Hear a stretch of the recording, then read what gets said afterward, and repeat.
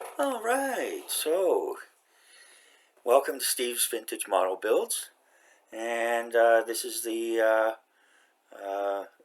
summary and final evaluation of the ACADEMANIA series. And so,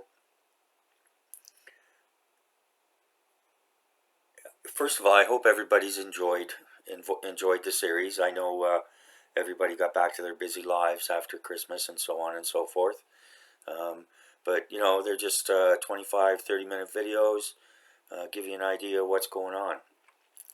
And so, thanks to everyone watching. Over Christmas, I gained a lot of subscribers, and I'm up over 300 now. Yay! Thank you all very much. I appreciate everyone's time and all the comments that I receive, and support, encouragement, and information. Corrections when I'm wrong.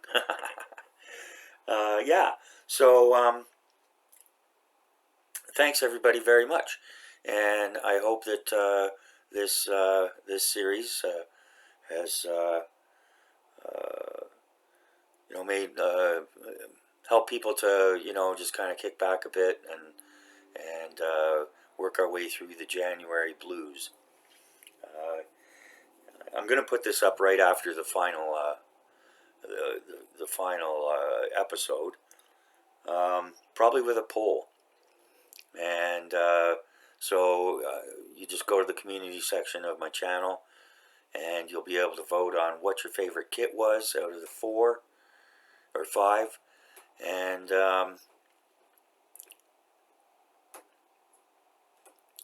so we can have a bit of fun with that. And also, I might put a poll up over which video you thought was best. Although, my format's all pretty much the same. I'm afraid the production values aren't going to go up very much.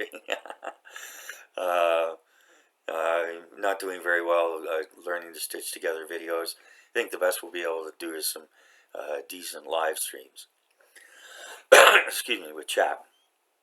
And so, anyways, I had a lot of fun doing the videos, and they're some great little kits. So these I didn't. There was no selection process, except for the I built the Academy 172 German and Allied vehicles that had the Willis Jeep with the 50 caliber, 30 caliber machine gun, the Kuba wagon, and the Kettenkrad. A decent little kit. And then there was the Mirage 3C, which was a nice little kit and turned out really nice. So I'll put cards up at their end screens at the end. You can check out those videos if you want. So I'll include those two in my summary here and final evaluation. And haven't built any of these, except for the 2 that I mentioned. These 2 none of these have been built. And the Whaler I expect will be soon, though. So, yes. So, as far as generalities go, you're going to get 3 things with an Academy kit. You're going to get a low price, but a good value.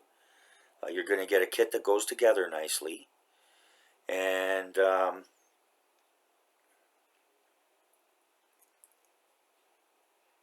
you're going to get a kit that's fairly simple, and it is simple and straightforward. So you get good value, simple and straightforward, and goes together well. So the fit's usually very good. I had a little bit of trouble on the Mirage 3, but nothing that was unresolvable quite easily. So, okay, and so as you've heard me mention in the previous videos, the negatives are the instructions. Although some of the instructions here were pretty good, and they even had some information on the subject kit.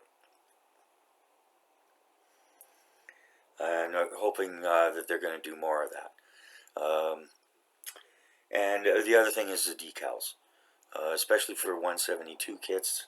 They're quite difficult to work with, and you really have to just barely wet them, just so they just barely start to slide off, and then manhandle them or finger fan handle them off as flat as possible. If you wrinkle them up or curl them, you might as well forget it. Recovery is pretty difficult after that. So, but otherwise, great little kits. And most of them, like the Whaler was $11.98 plus tax, and the Tempest was expensive. I don't know why I fell for that one. Must have been one of those nights when I was shopping around late. But the other two, they're $20, $25, $30 kits, and the fuel truck and swim wagon, that was $16. So, yeah, I mean, perfect for a novice or a young person starting out in the hobby. The instructions aren't great. They could be more detailed, but they're pretty easy to follow. And like I said, they're fairly simple kits. So, yeah, so that's the general evaluation for Academy kits. The two that I did build, they're just basic kits, and on the after build reviews, I'd have to give them a good. So, yeah, so nothing wrong with them, and they do have more expensive kits, but this was kind of geared towards, if you're just starting out or whatever. The only other kind of negative thing is some of the kits were beautifully detailed. The Whaler, the fuel truck, and the only one that wasn't really was the Tempest. And I was just, for the $40 Canadian that I paid for it, I would have expected much better detailing. But the other kits, the detailing was quite good. And, of course, all the reviews are there in the playlist and so on and so forth. So, all right, so that's that. And thanks again for everyone watching. I think my favorite kit was the Whaler. I've been raving about it. Next in line would probably be the OV10. Seems like a very interesting kit, and can be done in the Marines or U.S. Air Force decaling. So, all right, so that's it. Just a short little video here, just as a little kind of upcoming teaser. I've been working on this, the Airfix 176 88mm gun and tractor in the Africa Corps styling. So it's been a fun little build. I'm about halfway through, and so I'll be bringing you that, showing you the completed model, and probably a pretty awesome diorama. But we'll have more on that soon. Okay, so thanks again. A couple more kit reviews coming up over the next little while, and a